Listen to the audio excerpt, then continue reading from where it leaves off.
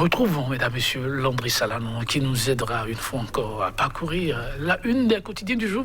En tout cas, une parution au lendemain de ce discours. Landry Salanon, bonjour. Bonjour, Joël Etonji. Alors, j'ai bien trouvé ou quoi? Les quotidiens restaient dans la logique de ce discours, sa portée. Évidemment, vous savez, les journaux reviennent un peu sur ce discours prononcé par le chef de l'État, Patrice Talon. Un discours, peut-on dire, un peu d'autosatisfaction. Patrice Talon même qui se réjouissait, disons, de son propre bilan qu'il a pu accomplir avec, l'absence, j'allais dire, de chiffres. En tout cas, les quotidiens reviennent sur le sujet. Déception par endroit pour certains canards. Également aussi des canards qui sont, j'allais dire, très... qui se muent en laudateur, voilà aussi ce matin par rapport à ce discours prononcé par le chef de l'État, Patrice Talon. On y reviendra dans un instant. Au niveau des Foscori pour un Bénin émergent, ça cloche actuellement, notamment en ligne de mire, c'est-à-dire la désignation du candidat, du duo du candidat à la présidentielle. La rencontre qui s'est tenue donc hier au niveau du bureau politique n'a donc pu s'achever, voilà. Chacun parti sur la pointe des pieds, alors que nous réserve donc les prochains jours. On en saura aussi davantage, Joël Yetonji. Et puis, on n'oublie pas aussi ce calendrier publié par la Sénat, la Commission électorale nationale autonome, avec d'importantes dates pour le moment. Calendrier, c'est provisoire, mais on peut déjà avoir certaines précisions sur à la fois les dates prévues pour le dépôt des candidatures. Intéressant. On va donc démarrer. Et alors, on démarre avec quel quotidien? Nous démarrons avec Matin Libre qui nous parle de la présidentielle de 2021, notamment la désignation des candidats de Foscori pour un Bénin émergent. La séance finit en queue de poisson, nous rappelle le journal, nous précise le quotidien. Et puis Patrice Talon, à l'heure du bilan, l'ambition démesurée de 2016 muée en projection, aveu d'échec par endroit, précise donc le journal. Et puis parlant de la situation des dialysés indigents, le Hachi plaide pour le retour de la prise en charge, nous dit par ailleurs le journal Matin Libre. Le Télégramme nous envoie au niveau de la Commission électorale nationale autonome. La Sénat, présentation de calendrier électoral aux institutions de la République. La Sénat s'active pour la présidentielle apaisée, nous dit le journal, avec certaines dates clés sur lesquelles on reviendra dans un instant. Discours du président Patrice Talon sur l'état de la nation, la présidentielle de 2021, en croit le chef de l'État, sera la fête de la démocratie. Vous avez la possibilité de découvrir l'intégralité de son message dans les colonnes du Télégramme. Et puis, si vous avez été donc candidat au niveau du concours de recrutement de la police, la liste définitive des 500 admis désormais disponible au niveau des lieux habituels.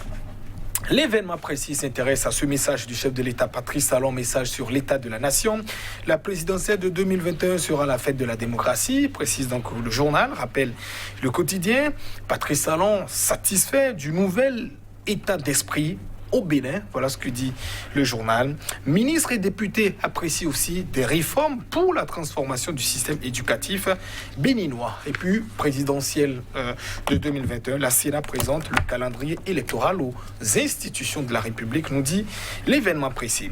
Actu Express revient sur ces revendications de l'opposition pour un scrutin présidentiel inclusif en 2021.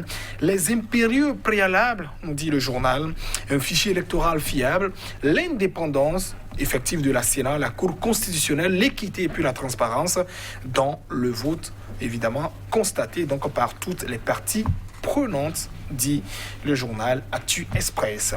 Et l'Audace Info qui parle de cette portion de phrase de Joël Evon, debout à Kpakpa, nous dit le journal, Yenawa comme le prophète Moïse pour arrêter le mythe du Bénin qui a été révélé à Ivo promet sceller le sort de Patrice Talon, évidemment en parlant de compétition, on nous rappelle donc insiste, le journal l'Audace Info. Et le nouvel observateur de son côté nous parle de la non-délivrance du récépissé au parti l'USL, l'Union sociale-démocrate, dont Sébastien Gémer-Javon est donc le président d'honneur. Ça va dans tous les sens, mais pas du bon côté, s'exclame le journal avec cette image du président d'honneur de l'USL en manchette. Et puis, cette adresse du chef de l'État, Patrice Talon, sur l'état de la nation, un discours sans chiffres, nous dit le journal, le nouvel observateur. Et pour un système éducatif de développement, un état des lieux réaliste et objectif dépolitisé s'impose, rappelle le journal, le Nouvel Observateur. Et Nord-Sud Quotidien qui nous parle de ce discours du chef de l'État Patrice Talon. Talon se réjouit des performances de son quinquennat. Voilà ce que nous dit le journal en sa manchette, qui rappelle aussi aux admis au concours de police que la liste des admis est désormais disponible. Et l'Économiste, avec lequel nous bouclons d'ailleurs cette revue, discours du chef de l'État sur l'état de la nation, Patrice Talon rassure sur le développement du Bénin. Et puis système bancaire dans l'UEMOA, les banques du Togo sont donc invitées à baisser leur taux d'intérêt. Merci à vous, Landry Salanon. Nous allons démarrer, pourquoi pas, avec Matin Libre qui a voulu faire comme de la rupture, mais c'est important aussi à savoir. Oui, Matin Libre qui nous rappelle cette séance qui a donc lieu au niveau des Foscories pour un Bénin émergent, au niveau du bureau politique. Principal sujet inscrit donc à l'ordre du jour, c'est la désignation du candidat du duo pour la présidentielle. FCBE qui se réclame, on rappelle au passage, parti d'opposition, Foscories pour un Bénin émergent. Alors la séance devrait donc avoir lieu. Elle a entamé, voilà, elle a démarré, mais les différents acteurs n'ont donc pu accorder le violon en ligne de mise, c'est-à-dire les critères notamment de désignation du duo à la présidentielle. Alors, il y a un camp, évidemment, au niveau de ce bureau qui estime que il faut donc respecter scrupuleusement ce que prévoit le règlement et les statuts du parti, notamment dans la désignation, au niveau des critères de désignation du parti, puisqu'il y a un comité qui avait été donc mis en place, se fondant sur les statuts du parti, qui a donc élaboré des critères. Et l'autre qui estimait aussi que ces critères étaient donc en déphasage et que sans doute ça pénaliserait un certain cas. En tout cas, Paul Humpin et son camp ont donc claqué la porte, puisqu'il c'est un secret de polichinelle. Il est candidat à la candidature pour les forces pour un Bénin émergent. L'autre aussi, dont le nom est donc cité, c'est aussi Théophile Yarou, qui est aussi candidat à la candidature. Alors quoi, pour le moment, c'est le statu quo au niveau du parti pour ces différents acteurs. Et les jours prochains, on saura évidemment si les choses ont bougé. Mais ça n'est pas une surprise, Joël Itondi. On s'attendait déjà à cette brouille au niveau des forces pour un Bénin émergent. Souvenez-vous, par exemple, quand j'ai noté vous dit, et aussi partagé par d'autres acteurs, que on est pratiquement, disons, à une période de candidats choisis, un peu comme l'immigration choisie.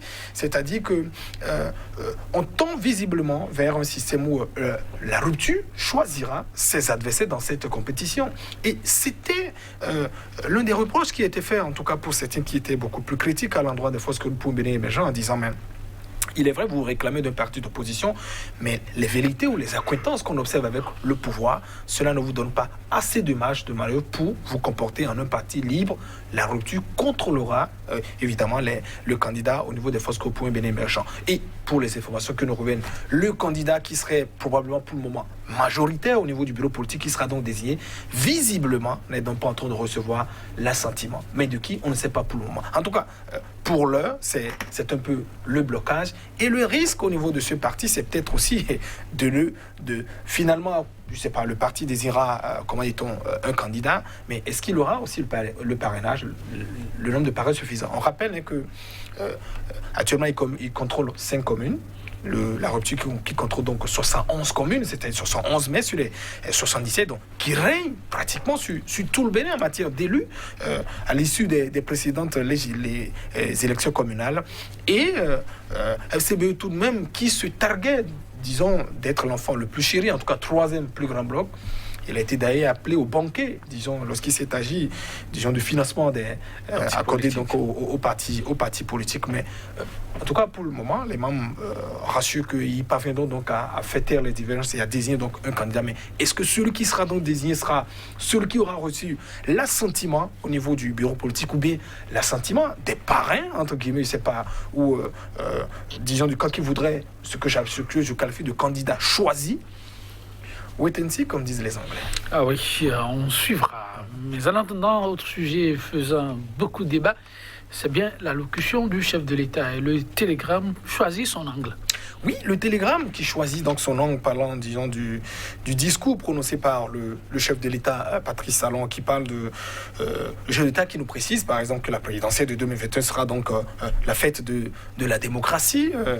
Patrice Talon, qu'on a vu, d'ailleurs, très satisfait, très heureux, disons, de son propre bilan. Le chef de l'État, en tout cas, pratiquement dans sa conclusion, qui souriait. On a vu Patrice Talon très souriant, d'ailleurs, quand il concluait pratiquement son discours au niveau niveau de l'Assemblée nationale, donc, où on se pose deux questions. On ne s'attendait pas à un autre discours, à une autre appréciation des députés au niveau du Parlement. 83 totalement acquis à la cause, ils pourront dire autre chose que le sens donné par le chef d'État Patrice Talon. Sauf qu'on se pose une question, c'est-à-dire dans l'appréciation de son discours, on se pose la question de savoir est-ce qu'il revient au chef de l'État Patrice Talon lui-même d'apprécier ou d'être très satisfait du bilan qu'il a fait. Je crois que c'est une mission ou une appréciation qui relève plutôt du peuple, lui qui a la latitude à la fois de vous dire je vous remets les prérogatives et également je vous dessaie, je vous dessaisis aussi de ce que je vous ai remis. Donc quand on voit Patrice Talon très admiratif lui-même de son propre discours, pas du tout étonnant, on s'y attendait, hein, sans doute par rapport à tout ce qui a été dit. Sauf qu'il y a beaucoup de, comment dit-on,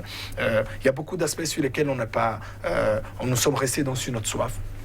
Et Maté-Libre a sans doute opposé un peu les jalons en disant un discours, comment dit-on, l'ambition démesurée par exemple du programme d'action qui avait été donc déroulé en 2016 ou présenté en 2016. 9 000 milliards que le gouvernement a promis donc mobiliser en 5 ans. Où en sommes-nous dans le bilan actuellement? Combien ont été donc mobilisés? Combien ont été dépensés? Et combien de fois nous avons donc eu recours sur le marché financier en matière de prêts alors qu'on a promis mobiliser assez de sous? Et dans le taux d'exécution, où en sommes-nous actuellement? C'est un discours finalement qui n'a pas de chiffres, absence totalement de chiffres. Et c'est à ce niveau que se posent les vrais débats. On a pu avoir en matière de perspective, on a pu dire oui, ainsi de suite. Et j'aborde aussi une autre époque, quand le chef d'État dit par exemple, on va transformer toutes les écoles, je sais pas, en école technique. On se pose aussi des questions pour savoir, est-ce que l'enseignement classique n'aura donc plus son droit? Est-ce que finalement, ce sera donc la voie qu'on devra donc emprunter pour aller au développement? En tout cas, on y reviendra. Oui, c'est beaucoup de débats que le chef de l'État a annoncé par lui-même. Chers téléspectateurs, on s'en arrête là. À demain.